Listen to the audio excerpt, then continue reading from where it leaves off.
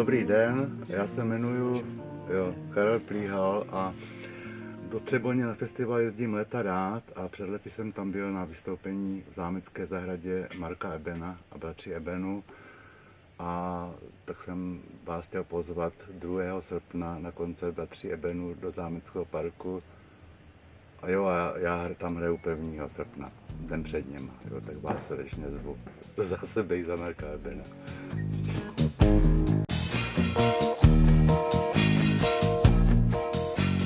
Dobrý den, předpokládám, že se chystáte 1. srpna na koncert Karla Plíhala v Třeboni a to vám můžu vřele doporučit, to bude krásný koncert.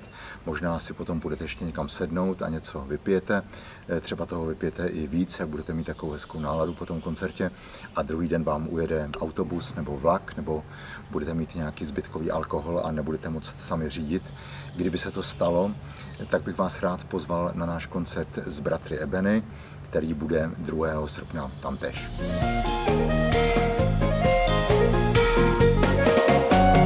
Ne a ne a ne.